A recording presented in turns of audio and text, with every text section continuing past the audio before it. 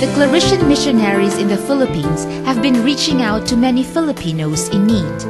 They have been tirelessly serving the Catholic Church and local communities since 1946.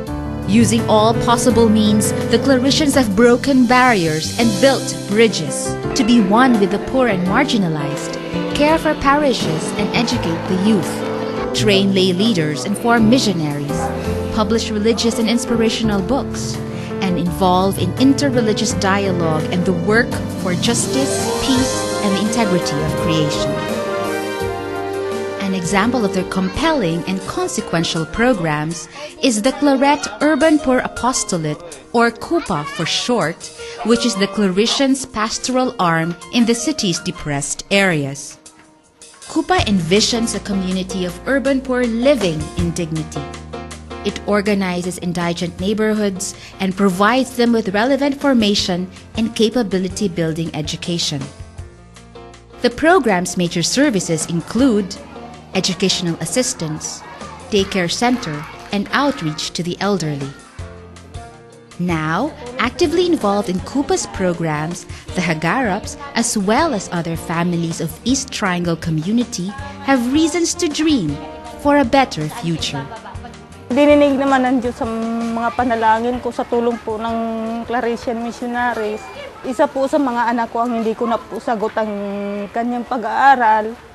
Kahit po paano na yung isa ko pa rin pong anak na pag-aaral ko.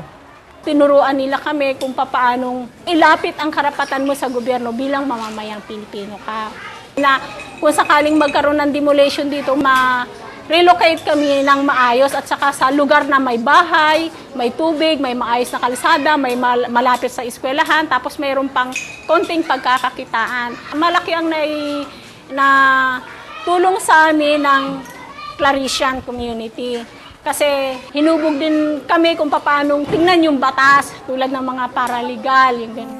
In Zamboanga City, the Claretians have started an integrated project of community building called Katilingban Alternative Development Program that has been benefiting the city's homeless and informal settlers. These poor recipients, Lumads, Christians, and Muslims, come from Zamboanga Peninsula, Basilan, Sulu, and Tawi-Tawi. Over 600 families comprise the present 3 Katilingban sites that have been built in partnership with generous individuals, institutions, and other non-governmental organizations. Another impoverished sector that the Katilingban compassionately attends to is Zamboanga's street children, including the older youth and victims of child trafficking. Sa aming mga bata, pati sa mga matanda, mayroon na magtuturo.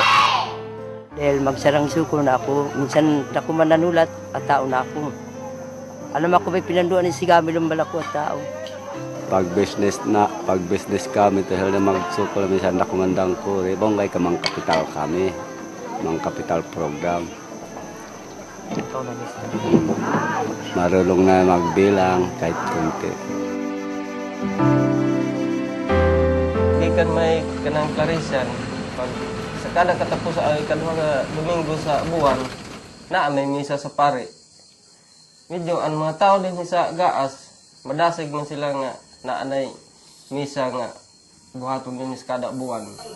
Pinaagi sa pagseminar diri sa amon barangay, mutulong sila diri sa balay aron lang nga makapahibalo sa mga tao nga bahin pagpalakaw sa kinabuhing Kristohanon. We are thinking of reaching the poor to the remote area of Ormoc because all those poor people are out there and they really need help spiritually, emotionally, physically. And then we found out that the Claretians are doing this job, so we decided to help the Claretians. Pagbo-volunteer ay isang pagpapahayag din ng aking pananampalataya, ang paglilingkod ng hindi naghahanap ng kapalit dahil ito'y libre. So, doon ko nakikita ang kaganapan ng aking buhay. The Claretian priests and brothers are a great blessing for the church in the Philippines.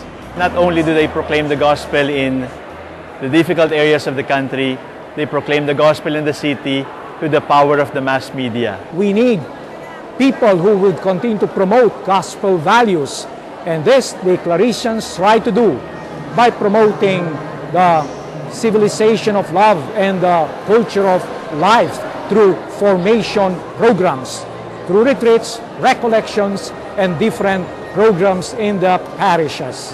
The prelature is still considered a very mission area where we have so much of the Lumads and also the Christian communities, and much more in our desire to be always working with our Muslim brothers, working towards peace and development.